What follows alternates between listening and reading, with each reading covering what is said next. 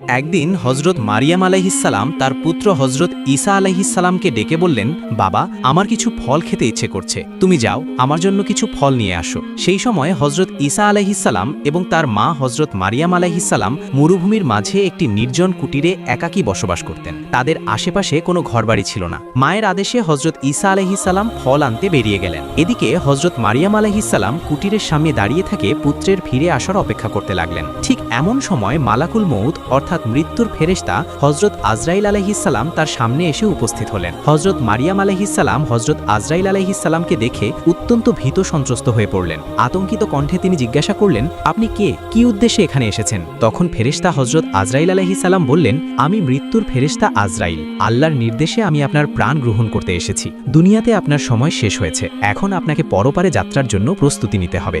আজরাইল আলাইহিসসালামের কথা শুনে হজরত মারিয়াম আলাইহিসসালাম বিমর্ষ হয়ে পড়লেন। অতঃপর শান্ত স্বরে বললেন, হে মালাকুল মাউত, আমাকে কিছু সময়ের জন্য অবকাশ দিন। আমি আমার প্রাণের চেয়েও প্রিয় পুত্রকে কিছু ফল আনতে বাগানে পাঠিয়েছি। অল্প সময়ের মধ্যেই সে ফিরে আসবে। দুনিয়া থেকে বিদায় নেওয়ার আগে আমি একবার তার সঙ্গে দেখা করতে চাই। বিদায়ের মুহূর্তে তাকে 2-4টি উপদেশ দিতে চাই, যেন সে আমার কথাগুলো হৃদয়ে ধারণ করতে পারে। হজরত মারিয়াম আলাইহিসসালাম মিনতি করে বললেন, অনুগ্রহ করে কিছুক্ষণ সময় অপেক্ষা করুন। সে ফিরে এলে এরপর আপনি আমার প্রাণ গ্রহণ করবেন। দুনিয়া থেকে চির বিদায় গ্রহণের পূর্বে তার সাথে একটিবার দেখা করে যেতে চাই এবং বিদায়ের প্রাক্কালে তাকে 2-4টি উপদেশ বাণী শুনিয়ে দেওয়ার ইচ্ছে রাখি। অতএব সে ফিরে আসুক, এরপরেই আপনি না হয় আমার জান কবজ করবেন। তখন মালাকুল মাউত আজরাইল ফেরেশতা বললেন, হে ঈসার জননী, আমার এই কাজে এক মুহূর্ত বিলম্ব করার ক্ষমতা নেই। আল্লাহ রাব্বুল আলামিন প্রত্যেকটি প্রাণীর মৃত্যুর জন্য নির্ধারিত সময় নির্দিষ্ট করে দিয়েছেন এবং সেই সময়ের মাঝেই তাকে মৃত্যুবরণ করতে হবে। অতএব একটু সময় এগিয়ে দেওয়া বা একটু সময় পিছিয়ে দেওয়া কোনোটাই আমার ক্ষমতার আওতাধীন নয়। আল্লাহ রাব্বুল আলামিনের এই আদেশ অনুসারে আমাকে এখনই আপনার জান কবজ করতে হবে। হজরত আজরাইল আলাইহিসসালামের এই কথা শুনে হজরত মারিয়াম আলাইহিসসালাম বললেন, আমি মৃত্যুকে ভয় করি না এবং আমি আল্লাহর আদেশের অবাধ্য নই। কিন্তু দুঃখের বিষয়, শেষ মুহূর্তে পুত্রকে একটি কথাও বলে যেতে পারলাম না এবং তাকে একবারের জন্য দেখে যেতেও পারলাম না। যাই হোক, আল্লাহ যা কিছু করেন সবকিছুই তিনি বান্দার মঙ্গলের জন্য করেন। এরপর তিনি তার জান কবজ করার জন্য হজরত আজরাইল আলাইহিসসালামকে অনুমতি দিলেন। অতঃপর ফেরেশতা আজরাইল আলাইহিসসালাম যথাসময়ে হজরত মারিয়াম আলাইহিসসালামের জান কবজ করে চলে গেলেন। তার প্রাণহীন দেহটি মাটিতে পড়ে রইল। কিছুক্ষণ পর হজরত ঈসা আলাইহিসসালাম জঙ্গল থেকে কিছু ফল নিয়ে কুটিরে ফিরে এলেন এবং তিনি দেখলেন তার জননী মাটিতে শুয়ে আছেন। তিনি ভাবলেন হয়তো তার মা নিদ্রায় গিয়েছেন, তাই তাকে বিরক্ত করলেন না। অনেক সময় অতিবাহিত হওয়ার পর হজরত ঈসা আলাইহিসসালাম তার মায়ের কোনো সাড়া শব্দ না পেয়ে তাকে নাড়া দিলেন। তখন তিনি বুঝতে পারলেন তার মায়ের পবিত্র আত্মা তার দেহ মোবারক ত্যাগ করে পরপারে চলে গিয়েছে।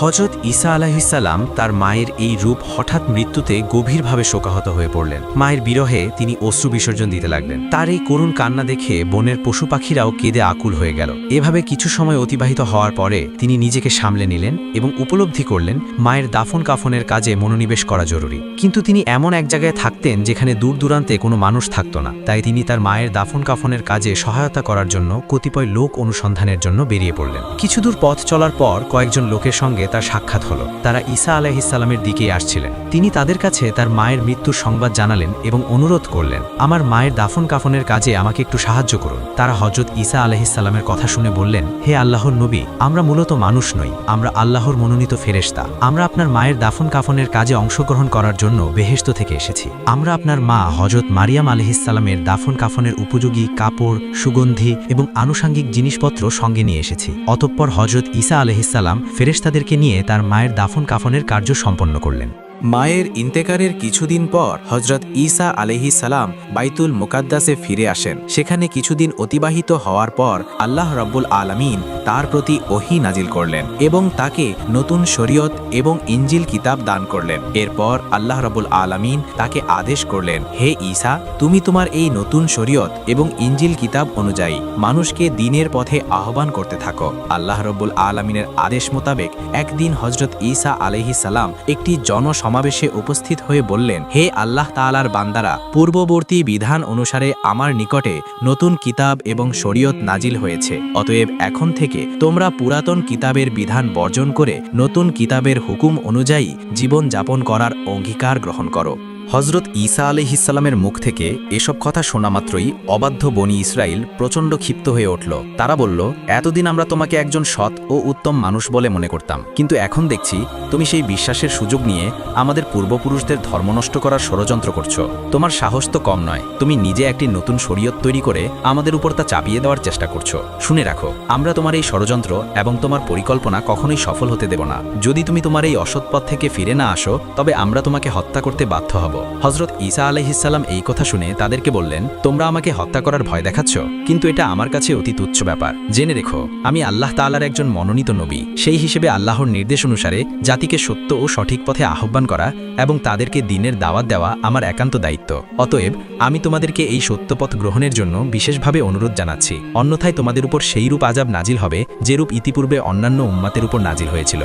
অতপর নবীর এই নতুন শরীয়তের কথা প্রচার হওয়ার সাথে সাথে বনি ইসরাইলদের মাঝে বিভিন্ন ধরনের আলোচনা এবং সমালোচনা শুরু হলো। কিছু অবাধ্য লোক নবীর বিরোধিতায় মেতে উঠল, আবার কিছু লোক হজরত ঈসা আলাইহিসসালামের নিকটে এসে কালিমা পড়ে ইসলাম ধর্ম গ্রহণ করল। নবী তার অনুসারীদের সামনে অসংখ্য মোজেজা প্রদর্শন করলেন। তার দেখানো মোজেজাগুলোর মধ্যে অন্যতম ছিল মৃত ব্যক্তিকে জীবিত করা, জন্মগত অন্ধকে সুস্থ করে তোলা, কুষ্ঠরোগীকে আরোগ্য দান করা এবং মাটি দিয়ে পাখি তৈরি করে তাতে প্রাণ সঞ্চার করা। নবীর এইসব আশ্চর্যজনক নিদর্শন দেখে বহু মানুষ সত্যের পথে ফিরে এলো। তবে যারা একগুঁয়ে এবং দুর্ভাগা ছিল, তারা এত সব স্পষ্ট প্রমাণ দেখেও নবীর বিরোধিতায় লিপ্ত রইল।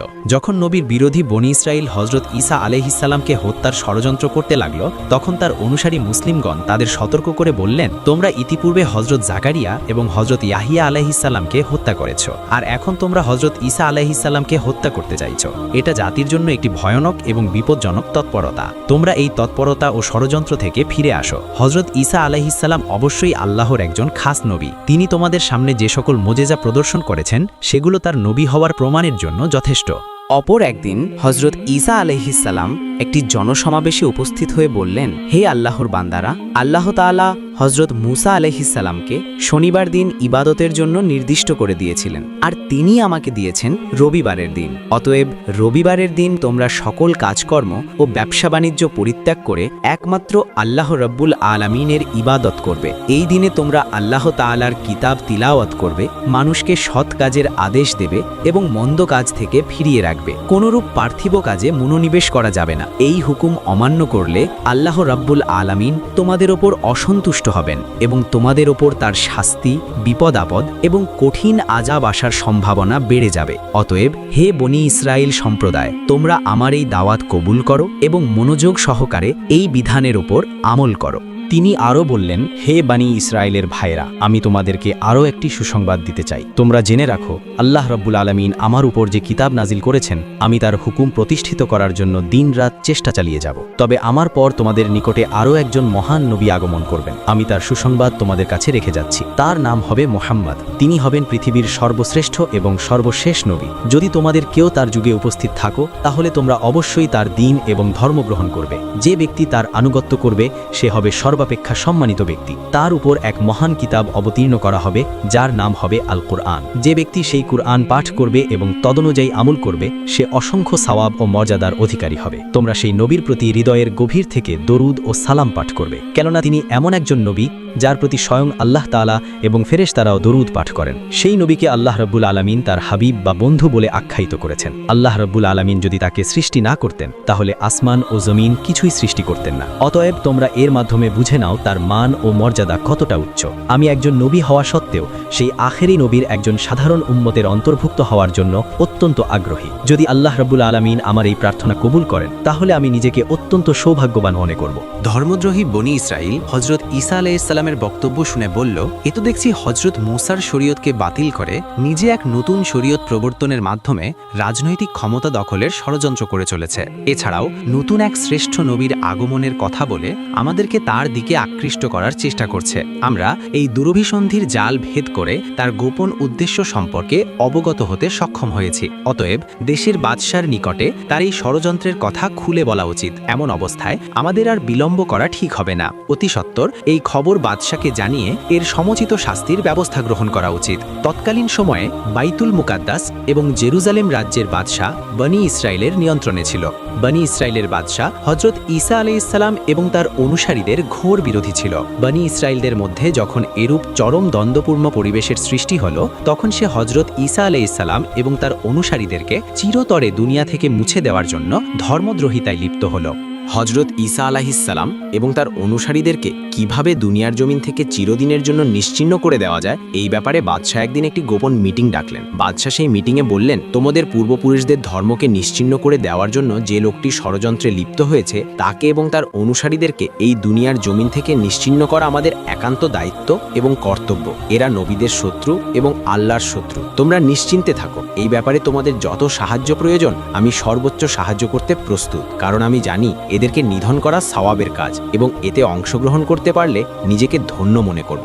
বাদশার উৎসাহ ও সমর্থনের পর সবাই সিদ্ধান্ত নিল হজরত ঈসা আলাইহিসসালাম এবং তার অনুসারীদেরকে এই দুনিয়ার জমিন থেকে নিশ্চিহ্ন করে ফেলতে হবে। সেই লক্ষ্যে তারা নবীকে হত্যা করার পরিকল্পনা গ্রহণ করলো। পরের দিন থেকে তারা হজরত ঈসা আলাইহিসসালামের প্রতি কঠোর নজরদারি শুরু করলো। প্রতিনিয়ত তার চলাফেরার উপর তীক্ষ্ণ দৃষ্টি রাখলো, যেন একাকী পেলেই তাকে আক্রমণ করা যায়। ধর্মদ্রোহীরা পালাক্রমে পাহারা দিতে লাগলো এবং নবীকে একা পাওয়ার সুযোগ খুঁজতে লাগলো। হজরত ঈসা আলাইহিসসালামের অনুসারীরা যখন লক্ষ্য করলেন বনি ইসরায়েল তাকে হত্যা করার জন্য উঠে পড়ে লেগেছে, তখন তারা নবীর নিরাপত্তার দায়িত্ব গ্রহণ করলেন। ফলে শত্রুরা তাকে একাকী পাওয়ার কোনো সুযোগ পেল না। অবশেষে অবাধ্য বনি ইসরায়েল সিদ্ধান্ত নিল নবীর সঙ্গে সঙ্গে তার অনুসারীদেরও হত্যা করতে হবে। যেহেতু নবীর প্রহরীরা সবসময় নিরস্ত্র থাকতেন, তাই তাদেরকে হত্যা করা কঠিন হবে না বলে তারা মনে করল। অতঃপর একদিন হজরত ঈসা আলাইহিসসালাম তার সঙ্গীদের নিয়ে একটি ঘরে আশ্রয় নিলেন। এই খবর পেয়ে বনি ইসরায়েল দ্রুত দলবদ্ধ হয়ে সেই ঘরটি ঘেরাও করল এবং হজরত ঈসা আলাইহিসসালামকে হত্যার জন্য চূড়ান্ত পরিকল্পনা করল। এই সময় আল্লাহ রাব্বুল আলামিন একটি মহামহিম ফয়সালা করলেন। তিনি তার নবীকে আসমানে তুলে নেবেন। এই মর্মে আল্লাহ তাআলা হজরত জিব্রাইল আলাইহিসসালামকে আদেশ দিলেন, হে জিব্রাইল, তুমি যাও আমার নবীকে সম্মানের সঙ্গে আসমানে তুলে নিয়ে আসো। আল্লাহ তাআলার আদেশ পেয়ে হজরত জিব্রাইল আলাইহিসসালাম তাৎক্ষণিক সেই ঘরের ছাদ ভেদ করে হজরত ঈসা আলাইহিসসালামের কাছে উপস্থিত হলেন এবং তিনি বললেন, হে নবী, আপনার বিষয়ে আল্লাহ রাব্বুল আলামিন চূড়ান্ত সিদ্ধান্ত নিয়েছেন। আপনাকে এখনই আমার সঙ্গে আসমানে উঠে যেতে হবে। হজরত ঈসা আলাইহিসসালাম আল্লাহর আদেশ মেনে হজরত জিব্রাইল আলাইহিসসালামের সঙ্গে আসমানে যাওয়ার প্রস্তুতি নিতে লাগলেন। আল বিদায়া ওয়ান নিহায়া কিতাবে বর্ণিত হয়েছে, হজরত জিব্রাইল আলাইহিসসালাম তখন হজরত ঈসা আলাইহিসসালামকে একটি সাদা মেঘখণ্ডের উপর উঠিয়ে আসমানে নিয়ে চলে গেলেন এবং নবীকে সোজা চতুর্থ আসমানে তুলে বিশ্রামের জায়গা করে দিলেন। এদিকে বনি ইসরায়েলরা দীর্ঘ সময় ঘরটি ঘেরাও করে রাখার পর যখন দেখল হজরত ঈসা এবং তার অনুসারীরা ঘর থেকে বের হচ্ছে না, তখন তাদের সর্দার একটি খোলা তরবারি নিয়ে লাফাতে লাফাতে ঘরের মধ্যে ঢুকে পড়ল। ঘরের সকল কক্ষে সে হজরত ঈসা আলাইহিসসালামকে তন্ন তন্ন করে খুঁজল, কিন্তু কোথাও তার কোনো হদিশ পাওয়া গেল না। এমন সময় হজরত জিব্রাইল আলাইহিসসালাম তার মুখমণ্ডলে একটি ফুঁক দিয়ে দিলেন। তখন তার চেহারা হজরত ঈসা আলাইহিসসালামের চেহারায় রূপান্তরিত হয়ে গেল। এমন অবস্থায় যখন সে ঘরের বাইরে আসলো, তখন বনি ইসরায়েলরা তাকে ঈসা আলাইহিসসালাম মনে করে পাকড়াও করে ফেলল এবং তার উপর প্রচণ্ড মারধর আরম্ভ করল। কি থেকে কি হয়ে গেল সর্দার কিছুই বুঝতে পারল না। বনি ইসরায়েলদের সর্দার তখন চিৎকার দিয়ে বলতে লাগলো, ভাইরা, তোমরা কি করছো? তোমরা আমাকে মারছো কেন? তোমরা আমাকে চিনতে পারছো না? আমি তোমাদের সর্দার। আমি ঈসাকে সব জায়গায় খুঁজে হয়রান হয়ে গেছি, কিন্তু কোথাও তাকে খুঁজে পাইনি। তোমরা ঈসাকে না পেয়ে এখন আমাকেই হত্যা করতে চাইছো। বনি ইসরায়েলরা তার কথা শুনে হাসতে লাগলো এবং বলতে লাগলো, বেটা ধান্দাবাজ, চুপ থাক। তুই যদি আমাদের সর্দার হয়ে থাকিস, তাহলে ঈসা গেল কোথায়? নিজের জীবন বাঁচানোর জন্য এখন কতই না তাল বাহানা করবি। তোর কোনো কথায় এবং প্রতারণায় আমরা ভুলবো না। আজ আমরা তোকে হত্যা করেই ছাড়ব।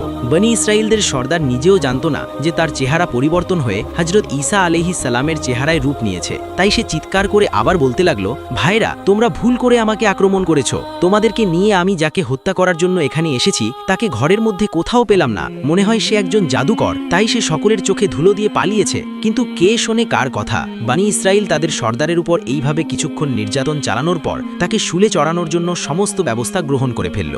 বনি ইসরায়েলের সর্দার যখন বুঝতে পারল জনগণ তাকেই শুলে চড়ানোর জন্য সম্পূর্ণভাবে প্রস্তুত হয়ে গেছে, তখন সে চিৎকার দিয়ে বলতে লাগলো, হে বনি ইসরায়েলের ভাইয়েরা, আমি খোদার কসম খেয়ে বলছি, আমি তোমাদের সর্দার। আমার চেহারা পরিবর্তন ঘটেছে কিনা তা আমার জানা নেই। যদি তোমরা আমাকে অন্যরকম দেখে থাকো, তবে আমার মনে হয় এটা ঈসার খোদার কীর্তি। আমার বিশ্বাস ঈসা আল্লাহর একজন সঠিক নবী ছিলেন। আল্লাহ তাআলা তাকে নিরাপদ রাখার জন্য হয়তো তার কোনো কুদরতি খেলা খেলছেন। যখন বনি ইসরায়েলের সর্দার হজরত ঈসা আলাইহিসসালাম সালামকে আল্লাহর সঠিক নবী বলে এই উক্তি পেশ করল, তখন বনি ইসরায়েলরা আরও ক্ষিপ্ত হয়ে গেল এবং তারা কাল বিলম্ব না করে তাদের সর্দারকে তখনই শুলে চড়িয়ে দিল। তাদের সর্দার শুলের মধ্যে বাঁচাও বাঁচাও বলে চিৎকার করতে লাগলো, কিন্তু কেউ তার আর্তনাদ শুনল না। অতপর তারা তাকে শুলে চড়িয়ে তার প্রাণবায়ু নিভিয়ে দিল।